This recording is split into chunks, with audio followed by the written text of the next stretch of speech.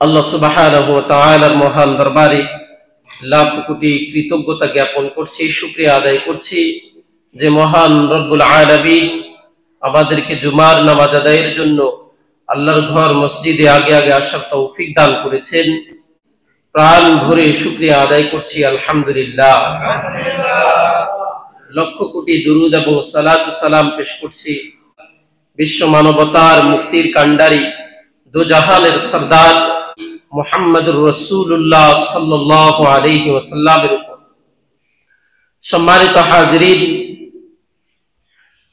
আজকের দিনে আমাদের দেশের মধ্যে যে একটা ঘটনা ঘটে গেল, এরকম একটি প্রতিকূল অবস্থায় আজকে চাইলে আল্লাহ লস্করপুরের প্রত্যেকটা বিল্ডিং মাটির সাথে ধসিয়ে দিতে পারতেন কি পারতেন না? জোরে বলেন।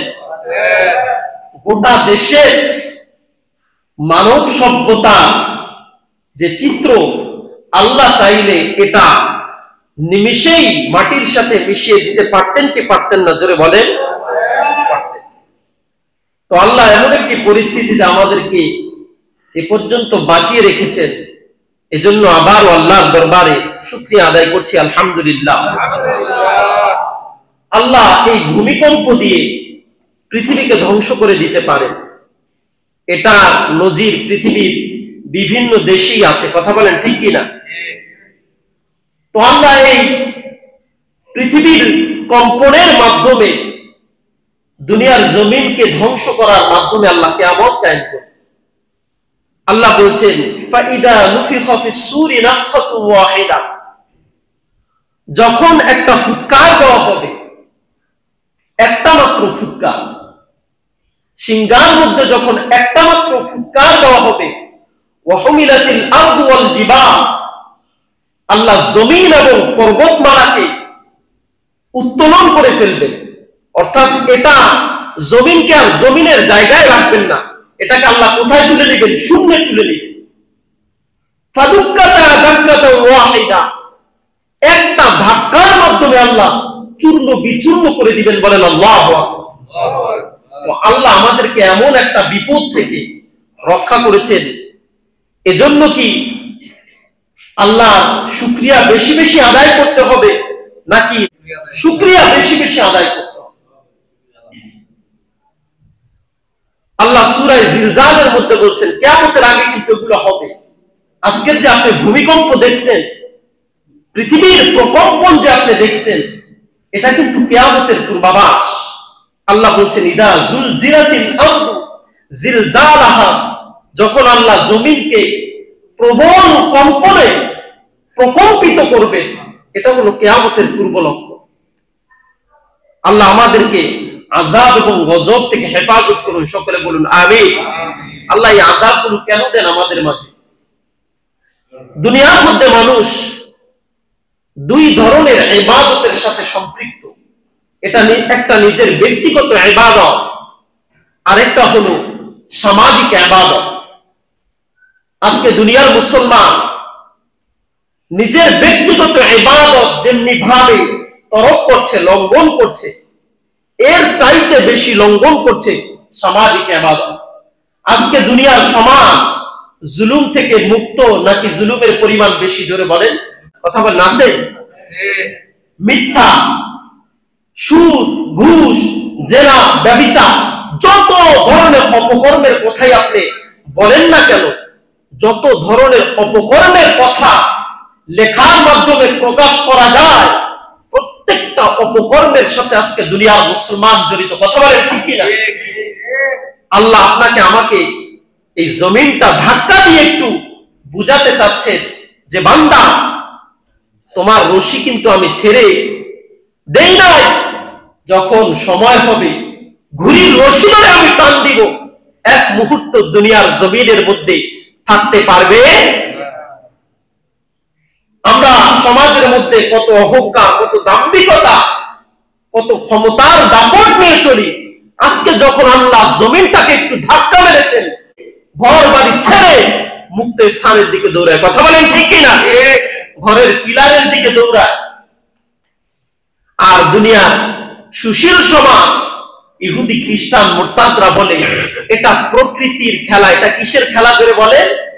সংস্কৃতিতে প্রকৃতিকে আমরা যে নেচার বলি, আমরা যে প্রকৃতি বলি, এটা ইহুদি খ্রিস্টান এবং মুশরিক যারা আছে, বিশেষ করে মুশরিকদের একটা দেবতা হলো প্রকৃতি। তারা প্রকৃতির পূজা করে। বৃষ্টি হয়, বৃষ্টির পূজা করে। সূর্যের যে আলো দেয় সেটার পূজা করে, চন্দ্রের পূজা করে। গাছ, বড় বড় গাছ আছে, তারা এই গাছের পূজা করে।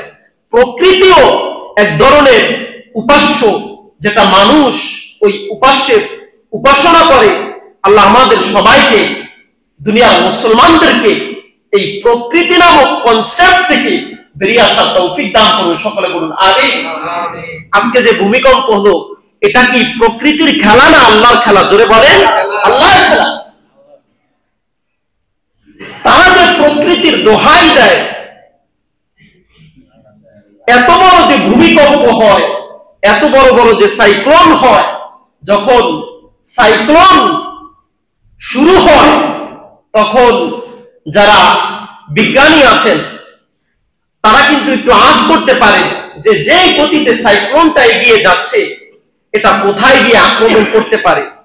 পথিমধ্যে আমরা বিভিন্ন সময় শুনতে পাই যে সাইক্লোনের গতিপথ পরিবর্তন হয়েছে। কথা বলেন ঠিক কিনা? তো এই গতিপথটা পরিবর্তন করলো কে? জোরে বলেন, আল্লাহ। তো মানুষের দিমাগের মধ্যে যদি একটু বিবেক বুদ্ধি থাকতো, দুনিয়ার ইহুদি খ্রিস্টানরা, দুনিয়ার মুশরিকরা কোশ্চিন কালেও আল্লাহকে ছাড়া অন্য কারো ইবাদত করতে পারত? আল্লাহ আমাদেরকে ভালোবেসে মুসলমানের ঘরে জন্মসূত্রে মুসলমান বানিয়েছে। এর যদি আমরা শুকরিয়া আদায় করি, আমার জীবন শেষ অবধি যদি আল্লাহর শুকরিয়া আদায় করি, তারপরেও এই নিয়ামতের শুকরিয়া কোশ্চিন কালেও আদায় করতে পারে। তো সম্মানিত হাজিরিন, যেহেতু এমন একটি ঘটনা আমাদের মাঝে ঘটে গিয়েছে, এজন্য আল্লাহর কাছে বেশি বেশি ইস্তেগফার করা। সমাজের যে সমস্ত অনাচারগুলো আছে, এই অনাচারগুলো পরিত্যাগ করা। আল্লাহর সাথে, আল্লাহর বিধানের সাথে সাংঘর্ষিক যতগুলো কাজ আছে, সবগুলো কাজ পরিত্যাগ করে তাওবা করার মাধ্যমে আল্লাহর পথে ফিরে আসাই হলো একজন বুদ্ধিমান মুসলমানের কাজ। কথা বলেন ঠিক কিনা? আল্লাহ আমাদের সবাইকে এই ঘটনা থেকে শিক্ষা নিয়ে পথ হাসিল করে নিজের জীবনটাকে পরিবর্তনের পথে ধাবিত করার তৌফিক দান করুন। সকলে বলুন আমিন। তো সম্মানিত মুসল্লিয়ান ইকরাম, আমি আপনাদের সম্মুখে আজকে একটি আয়াতে কারিমা তেলাওয়াত করেছি। যে আয়াতে কারিমা আলোচ্য বিষয় হলো, আমরা যে একটি জীবন বিধানের উপর আমাদের জীবনটা অতিবাহিত করি, এই জীবন বিধানের নাম কি? জোরে চিল্লায়া বলেন, ইসলাম। এই জীবন বিধানের নাম কি? ইসলাম। ইসলাম কি পূর্ণাঙ্গ না অপূর্ণাঙ্গ? জোরে বলেন। ইসলাম কি কমপ্লিট নাকি অস্বয়ং সম্পূর্ণ? আল্লাহ নিজেই বলছেন, আপনার আমার কথায় কিছু আসে আর যায়। আল্লাহ নিজেই বলছেন, ইন্নাদ দীনা ইনদাল্লাহিল ইসলাম। আল্লাহর কাছে একমাত্র মনোনীত জীবন ব্যবস্থা হলো কি? জোরে বলেন, Islam. Islam is the complete code of life. Islam হলো একটা পূর্ণাঙ্গ জীবন ব্যবস্থা। এর মধ্যে কোনো অসঙ্গতি, অসংলগ্নতা খুঁজে পাবেন। আপনি যদি হিন্দু ধর্মের দিকে তাকান, দেখবেন যে তাদের ধর্মগ্রন্থে মূর্তি পূজার কথা নেই। মূর্তি পূজা সম্পূর্ণ নিষিদ্ধ হিন্দু ধর্মে। কিন্তু তারা যে মূর্তি পূজা করে, এটা হলো বাপদাদা যেটা করে গিয়েছে সেটার অনুসরণ করে। এটা হলো এক ধরনের নিজেদের মন গড়া তৈরি করা ধর্ম। কথা বলেন ঠিক কিনা? আর দুনিয়ার যে আপনি ইহুদি খ্রিস্টানদেরকে দেখেন, তাদেরকে আল্লাহ আসমান থেকে আসমানে কিতাব দিয়েছেন, এটা সত্য। তাওরাত, জাবুর, ইনজিল তাদেরকে আল্লাহ দিয়েছেন, কিন্তু তারা এই কিতাবগুলোর মধ্যে বিভিন্ন সময়ে তাদের নিজেদের মন মতো করে বিধান ঢুকিয়ে দিয়ে পরিবর্তন করে ফেলেছে। নাউযুবিল্লাহ। এজন্য তাদের ধর্মটাও কোনো কমপ্লিট ধর্ম হতে পারে। পৃথিবীর মধ্যে যদি একমাত্র পূর্ণাঙ্গ ধর্ম থেকে থাকে, সেটার নাম কি? জোরে বলেন, ইসলাম। এজন্যই আল্লাহ সুবহানাহু ওয়া তাআলা আমাদেরকে বলছেন উদখুলু ফিস সিলমি কাফা, তোমরা পূর্ণাঙ্গভাবে ইসলামের মধ্যে প্রবেশ করো। আল্লাহ প্রথম আয়াতে বললেন যে আল্লাহর কাছে একমাত্র মনোনীত ধর্ম হলো ইসলাম। তারপরেই আল্লাহ বলছেন উদখুলু ফিস সিলমি কাফা, তোমরা পূর্ণাঙ্গভাবে পরিপূর্ণভাবে ইসলামের মধ্যে প্রবেশ করো। ওয়ালা তাত্তাবিউ খুতুওয়াতিশ শাইতান, শয়তানের পদাঙ্ক অনুসরণ করো। যদি ইসলামের মধ্যে ঢুকতে হয় অর্ধেক ঢুকতে হবে না পরিপূর্ণ ঢুকতে হবে? জোরে বলেন। আপনি যদি বলেন যে হুজুর আমি ইসলামের মধ্যে পূর্ণাঙ্গভাবে প্রবেশ করলাম, আমি 5 ওয়াক্ত নামাজ পড়ি, আমি ইসলামের বিভিন্ন বিধিবিধান পালন করি, তো আমি তো পরিপূর্ণভাবে ইসলামের মধ্যে প্রবেশ করি। সমাজের যে চিত্রটা আপনার আমার সামনে যে ভেসে ওঠে, আমার মনে হয় যে দুনিয়ার মুসলমানরা ইসলামের মধ্যে পূর্ণাঙ্গভাবে প্রবেশ করতে পারে। যদি মুসলমানরা ইসলামের মধ্যে পূর্ণাঙ্গভাবে প্রবেশ করত, তাহলে দুনিয়ার মুসলমানরা আজকে পৃথিবীর ইহুদি খ্রিস্টানদের কাছে লাঞ্ছিত, বঞ্চিত, অপদস্থ আর অপমানিত কোশ্চিন কালেও হতো। দুনিয়ার মুসলমান আজকে ইসলামের মধ্যে অর্ধেক প্রবেশ করছে। এটা আমি বলি না, এটা আল্লাহ বলছে। যদি আপনি আমি ইসলামের মধ্যে অর্ধেক প্রবেশ করি, এর জন্য আল্লাহ আমার জন্য আপনার জন্য কি কঠিন শাস্তির ব্যবস্থা করে রেখেছেন আল্লাহ নিজেই বলছেন। আল্লাহ সুবহানাহু ওয়া তাআলা বলছেন ওয়া মান ইয়াবতাগি গায়রাল ইসলামি দীনান ফালান ইউকবালা মিন ওয়া মান ইয়াবতাগি গায়রাল ইসলাম, ইসলাম ছাড়া অন্য কোন দিন যে অনুসরণ করবে ফালান ইউকবালা মিনহু, কিছুতেই তার তরফ থেকে তার ধর্মকে আল্লাহ কবুল করবেন না। ওয়া হুয়া ফিল আখিরাতি মিনাল খাসিরিন, আর ওই মানুষগুলো হবে আখিরাতের মধ্যে সবচাইতে ক্ষতিগ্রস্ত। তো ইসলামের মধ্যে যদি আপনি আমি অর্ধেক প্রবেশ করি, তাহলে সবচাইতে বেশি ক্ষতিগ্রস্ত হব কারা? যে সমস্ত মানুষেরা ইসলামের মধ্যে অর্ধেক প্রবেশ করে। আপনি বলতে পারেন যে হুজুর দুনিয়ার মুসলমানরা তো দেখি নামাজ পড়ে, দাড়ি রাখে, নিজের সন্তানকে মাদ্রাসায় পড়ায়, ইসলামের যে আনুষঙ্গিক বিধিবিধানগুলো আছে সবই তো পালন করে, তারপরেও কেন আল্লাহ অর্ধেক ইসলামের মধ্যে প্রবেশ করার কথা আনলেন? দুনিয়ার মুসলমানরা ইসলামের মধ্যে অর্ধেক প্রবেশ করবে বিদায় এই আয়াত আল্লাহ নিয়ে এসেছে। যদি দুনিয়ার মুসলমানরা এত ফেরেশতা হয়ে যেত, আল্লাহর এই আয়াত আনার প্রয়োজন ছিল? কারণ আল্লাহ নিজেই বলছেন, আল্লাহ কোরআনের মধ্যে এমন কিছু নেই যা বাদ রেখেছে।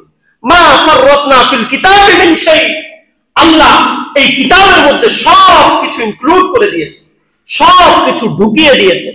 আপনি সমাজের মধ্যে দেখবেন মুসলমানরা আজকে নামাজ পড়ে, রোজা রাখে, হজ করে, যাকাত দেয়, কিন্তু তাকে যে আল্লাহ দুনিয়ার মধ্যে খলিফা প্রতিনিধি হিসেবে পাঠিয়েছেন, সে নিজেই শুধু জাহান্নাম থেকে বাঁচবে না, বরঞ্চ গোটা সমাজ, জাতি, রাষ্ট্র, পৃথিবীর মানুষকে জাহান্নাম থেকে বাঁচাবে। এই দায়িত্ব দিয়ে আল্লাহ দুনিয়ার মুসলমানদেরকে, দুনিয়ার মানুষকে আল্লাহ দুনিয়ার মধ্যে পাঠিয়েছে। কথা বলেন ঠিক কিনা? আপনি বলতে পারেন যে হুজুর দুনিয়ার মুসলমান নামাজ রোজা সব করে। আপনি একটু চিন্তা করে দেখেন, দুনিয়ার মুসলমান যে আজকে রাষ্ট্র ব্যবস্থা কায়েম করবে, এই ব্যাপারে কি পরিপূর্ণভাবে ইসলামের মধ্যে প্রবেশ করতে পারছে? আপনি একটু চিন্তা করে বলেন, পারছে? জোরে বলেন, পারছে? পশ্চিম কালেও পারে না। কিভাবে পারে নাই? এটা আল্লাহ সুবহানাহু ওয়া তাআলা বলছে।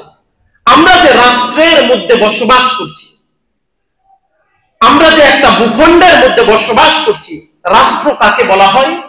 রাষ্ট্র বলা হয় একটি সুনির্দিষ্ট ভূখণ্ড, যেটার সার্বভৌমত্ব থাকবে, কিছু সুনির্দিষ্ট জনসংখ্যা থাকবে এবং সরকার ব্যবস্থা থাকবে। এই মৌলিক কিছু জিনিস নিয়ে হলো সরকার ব্যবস্থা। তো একটি রাষ্ট্রের লক্ষ্য এবং উদ্দেশ্য কি হতে পারে আল্লাহ এটা কোরআনে হাকিমের মধ্যে তুলে ধরেছেন। যখন মানুষরা, মুসলমানরা একটি ভূখণ্ডের মধ্যে বসবাস করবে, তাদের রাষ্ট্রের লক্ষ্য এবং উদ্দেশ্য কি হবে এটা আল্লাহ সূরাতুল হজ্জের 41 নম্বর আয়াতে কারিমার মধ্যে বলছেন যে রাষ্ট্রের মৌলিক 4টা লক্ষ্য এবং উদ্দেশ্য হবে। 4টা মৌলিক লক্ষ্য উদ্দেশ্যের মধ্যে আল্লাহ বলছেন আল্লাযীনা ইম্মাক্কানাহুম ফিল আরদি আকামুস সালাহ। আল্লাহ সুবহানাহু ওয়া তাআলা জমিনের ক্ষমতা দিলে 1 নাম্বার কাজ হবে দুনিয়ার জমিনের মধ্যে নামাজ প্রতিষ্ঠা করা। কি করা? জোরে চিল্লায়া বলেন, নামাজ প্রতিষ্ঠা করা। 2 নাম্বার লক্ষ্য হবে ওয়া আকামুস সালাহ ওয়া আতাউজ যাকাত। 2 নাম্বার উদ্দেশ্য হবে সমাজের মধ্যে, রাষ্ট্রের মধ্যে রাষ্ট্রীয়ভাবে যাকাত প্রতিষ্ঠা করা। 2 নাম্বার উদ্দেশ্য কি? জোরে বলেন, যাকাত প্রতিষ্ঠা করা। 1 নাম্বার উদ্দেশ্য কি? নামাজ। ওয়া আমারু বিল মা'রুফ, সৎ কাজের আদেশ করবে। 4 নাম্বার ওয়া নাহাউ আনিল মুনকার, অসৎ কাজের নিষেধ করবে। তো আপনি যে, আমি যে এই বাংলাদেশ নামক ভূখণ্ডের মধ্যে বসবাস করছি, এই 4টা কয়টা রাষ্ট্রীয়ভাবে প্রতিষ্ঠিত আছে আপনি একটু চিন্তা করে বলেন। 4টা প্রতিষ্ঠিত আছে তো? জোরে বলেন, 4টা প্রতিষ্ঠিত আছে? 4টার একটাও আপনি আমি যে সংবিধান অনুযায়ী চলছি, আমার আপনার যে রাষ্ট্রীয় একটা সংবিধান আছে, এই রাষ্ট্রের সংবিধানের মধ্যে আল্লাহু মাশাআল্লাহ 4টার একটাও নাই। বলেন নাউজুবিল্লাহ। অথচ এদেশের মুসলমান কত পার্সেন্ট মুসলিম? জোরে বলেন, 90%-এর উপরে মুসলমানের সংখ্যা শতকরা। তা সত্ত্বেও এই মুসলমানের রাষ্ট্রের মধ্যে আল্লাহর যে রাষ্ট্রের লক্ষ্য এবং উদ্দেশ্য 4টার একটাও নাই। তাহলে আপনি একটু চিন্তা করে বলেন, আল্লাহ যে বলছেন উদখুলু ফিস সিলমি কাফা, তোমরা ইসলামের মধ্যে পরিপূর্ণভাবে দাখিল হও, পরিপূর্ণভাবে প্রবেশ করো। দুনিয়ার মুসলমান পরিপূর্ণভাবে ইসলামের মধ্যে প্রবেশ করতে পেরেছে? পেরেছে? আপনাদের আওয়াজে মনে হয় দুনিয়ার মুসলমান সব ফেরেশতা হয়ে গেছে। তাহলে তো আল্লাহ এই আয়াত নাজিল করার দরকার ছিল। দুনিয়ার জমিন কে সৃষ্টি করেছেন? জোরে বলেন আল্লাহ। আসমান কে সৃষ্টি করেছেন? জোরে বলেন আল্লাহ। আমাকে আপনাকে কে সৃষ্টি করেছেন? জোরে বলেন আল্লাহ। তো দুনিয়ার জমিন যদি আল্লাহ হয়, যেই জমিনকে আমরা রাষ্ট্র হিসেবে বানিয়ে নিয়েছি, যেই আসমানের রিজিক আমরা ভক্ষণ করি, এই আসমান যদি আল্লাহ বানিয়ে থাকে, আমাকে আপনাকে যদি আল্লাহ বানিয়ে থাকে, তাহলে আইন চলবে কার? জোরে বলেন। যুক্তিসঙ্গত একটা কথা। আপনি নিজে বাড়ি বানালেন, এই বাড়ির মধ্যে থাকবে, এই বাড়িটা যে আপনি কষ্ট করে করলেন, এই বাড়ির মধ্যে থাকবে কে? জোরে বলেন, নিজে থাকবেন। তো আল্লাহ যদি আসমান জমিন সব কিছু বানিয়ে থাকেন, দুনিয়ার দৃষ্টিতে যৌক্তিক বিষয় হলো আল্লাহর আইন জমিনের মধ্যে প্রতিষ্ঠিত থাকা। তো আমি আপনি যে দুনিয়ার জমিনের মধ্যে আল্লাহর আইন বাস্তবায়নের জন্য বিন্দু মাত্র চেষ্টা করছি না, বিন্দু মাত্র ফিকির করছি না, তো আল্লাহর সাথে গাদ্দারি করছি। আল্লাহর সাথে একমাত্র স্পষ্ট দৃশ্যমান গাদ্দারি। এজন্যই আল্লাহ বলছেন উদখুলু ফিস সিলমি কাফা। তো আসমান জমিন আল্লাহ যেহেতু বানালেন, এটা কি আমার কথা না? আল্লাহ কোরআন সূরা আরাফের 54 নম্বর আয়াতে আল্লাহ বলছেন ইন্না রাব্বাকুমুল্লাহুল্লাযী খালাকাস সামাওয়াতি ওয়াল আরদ ফি সিত্তাতি আইয়ামিন সুম্মা ইসতাওয়া আলাল আরশ। ইন্না রাব্বাকুমুল্লাহ, তোমাদের রব হলো আল্লাহ, আল্লাযী খালাকাস সামাওয়াতি ওয়াল আরদ ফি সিত্তাতি আইয়াম, যিনি জমিন এবং আকাশসমূহ 6 দিনে সৃষ্টি করেছেন। ইউগশিল লাইলান নাহার সুম্মা ইসতাওয়া আলাল আরশ, তারপর তিনি আরশের উপর সমাসীন হলেন। ইউগশিল লাইলান নাহারা ইয়াতলুবুহু হাসিসা, তিনি দিনকে রাত দ্বারা ঢেকে দেন, একটাকে আরেকটার প্রতি অগ্রবর্তী করে দেন, একটাকে আরেকটার অনুগামী বানিয়ে দেন। তিনি কে? জোরে চিল্লায়া বলেন আল্লাহ। ওয়াশ-শামসা ওয়াল কামারা ওয়ান নুজুম। আল্লাহ সুবহানাহু ওয়া তাআলা চন্দ্র সৃষ্টি করেছেন, সূর্য সৃষ্টি করেছেন, নক্ষত্ররাজি সৃষ্টি করেছেন। ওয়ান নুজুমা মুসাখখারাতিন বিআমরি। আল্লাহ সুবহানাহু ওয়া তাআলা তার আদেশের মাধ্যমে এগুলোকে নিয়ন্ত্রণাধীন করে দিয়েছেন। আলা লাহুল খালকু ওয়াল আমরু। জেনে রাখো, স্রষ্টা হলেন আল্লাহ, সৃষ্টিকর্তা হলেন আল্লাহ, আদেশ চলবে আল্লাহর। জোরে বলেন আল্লাহু আকবার।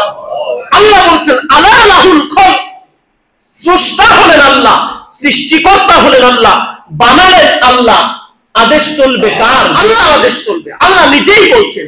কিন্তু দুনিয়ার জমিনের মানুষ, দুনিয়ার মুসলমানরা আজকে আল্লাহর বিধানের সাথে এতটা গাদ্দারি করছে, আল্লাহর বিধান বাদ দিয়ে 200 বছর ব্রিটিশরা এই ভূখণ্ডকে শাসন এবং শোষণ করে যেই বিধিবিধান দিয়ে গিয়েছেন, যেই রাষ্ট্রীয় কাঠামো দিয়ে গিয়েছেন, আজও পর্যন্ত প্রায় ব্রিটিশ থেকে আমরা 70-80 বছর মুক্ত হওয়া সত্ত্বেও আজকে ব্রিটিশদের কোনো বিধিবিধান আমরা পরিবর্তন করতে পারি নাই। সুতরাং এতেই বোঝা গেল ব্রিটিশরা মুসলমানদেরকে, বাংলাদেশের মানুষকে, এই পাকিস্তান, বাংলাদেশ, এই দক্ষিণ এশিয়ার মুসলমানদেরকে তারা 200 বছর শাসন করে গোলামীর যে শিকল পরিয়ে দিয়েছে, আজও অবধি মুসলমান এই গোলামীর জিনজির থেকে মুক্ত হতে পারে নাই। যদি এই গোলামীর জিনজির থেকে মুক্ত হতে না পারে, তো আল্লাহ কিভাবে এই মুসলমানদের হাতে পৃথিবীর রাজত্ব দিবেন? কিভাবে দিবেন? যদি দুনিয়ার মানুষের তৈরি করা মতবাদ দিয়ে নিজে পরিচালিত হয়, অথচ জমিন, আসমান, নক্ষত্ররাজি যা কিছু আছে, যা কিছুর মাধ্যমে আমাদের ক্ষমতা, এই জমিন যদি আজকে আল্লাহ ভূমিকম্প দিয়ে ধসিয়ে দিতেন, কোথায় থাকতো আমার আপনার ক্ষমতার দাপট? যদি আল্লাহ সূর্য না বানাতেন, আলো কোথায় পেতাম? যদি আসমান আল্লাহ না বানাতেন, বৃষ্টি কোথা থেকে আসতো? জমিন থেকে কিভাবে রিজিক উৎপন্ন হতো? আর এই রিজিক খেয়ে, আল্লাহর কাছে, আল্লাহর করে আপনি দুনিয়ার মানুষের তৈরি করা মতবাদের পিছনে ছুটছেন। দুনিয়ার মুসলমান শুনে রাখেন, আপনি যদি হাজারবার তাদের তৈরি করা মতবাদ দিয়ে নিজের দেশকে পরিচালনা করেন, পশ্চিম কালেও আপনি দুনিয়ার ইহুদি, খ্রিস্টান এবং মুশরিকদেরকে খুশি করতে পারবে না। এটা আমার কথা না, আল্লাহর কথা। আল্লাহ নিজেই বলছেন, ওয়ালান তারদা আনকাল ইয়াহুদু ওয়ালান নাসারা হাত্তা তাত্তাবিআ মিল্লাতাহুম। পশ্চিম কালেও দুনিয়ার ইহুদি, খ্রিস্টানদেরকে আপনি সন্তুষ্ট করতে পারবেন না যতক্ষণ না পর্যন্ত আপনি ইহুদি, খ্রিস্টান হয়ে যাবেন। আপনি আমি যতই আমেরিকাকে খুশি করতে চাই, যতই ভারতকে খুশি করতে চাই, যতই ব্রিটেনকে খুশি করতে চাই, পশ্চিম কালেও তারা খুশি হবে না। এটা আল্লাহর নবীকে আল্লাহ নিজে বলে দিয়েছেন যে আপনি যদি ইহুদি, খ্রিস্টান হয়ে যান, তাহলেই তারা খুশি হবে। তো দুনিয়ার মুসলমান এখনো চোখ খুলে তাকানোর সময় আছে, এখনো নিজের মধ্যে পরিবর্তন আনার সুযোগ আছে। আল্লাহ যদি সেই পূর্বেকার মতো আযাব এবং গজব আমাদের সামনে নিয়ে আসেন, আর সেই সময় এবং সুযোগ থাকবে না যে নিজেকে পরিবর্তন করতে পারবো। আল্লাহকে, আল্লাহর করে যেহেতু আমরা দুনিয়ার জমিনের মধ্যে বেঁচে আছি, এই জমিনের মধ্যে কার বিধান চলবে? আল্লাহর বিধান চলবে। ইনিল হুকমু ইল্লা লিল্লাহ, শাসন নীতি চলবে আল্লাহ। আল্লাহ নিজে কোরআনে বলে দিয়েছে। তো এখন আপনি আমি একটু চিন্তা করা দরকার, যেহেতু আমাদের দেশের মধ্যে এত সংখ্যক মুসলমান, আমরা চাইলেই কিন্তু আল্লাহর বিধানটা রাষ্ট্রীয়ভাবে প্রতিষ্ঠিত করতে পারি। যদি আপনি আমি রাষ্ট্রীয়ভাবে এই জমিনের মধ্যে কোরআনের হুকুমত প্রতিষ্ঠিত করতে পারি, প্রত্যেকটা মানুষ সুখে থাকবে। এই দেশের ইহুদি বলেন, খ্রিস্টান বলেন আর হিন্দু বলেন, প্রত্যেকটা বিধর্মীয় মানুষ শান্তিতে থাকবে, মুসলমানরা তো শান্তিতে থাকবেই। আল্লাহ আমাদের সবাইকে এই পূর্ণাঙ্গ বুঝটা আমাদের আকলের মধ্যে ঢুকিয়ে দেখ, বলেন আমিন। আল্লাহ আমাদের সমাজটাকে কোরআনী সমাজ দ্বারা শাসন করার তৌফিক দান করুন। সকলে বলুন আমিন। ওয়া আখির দাওয়ানা আনিল হামদুলিল্লাহি রাব্বিল আলামিন।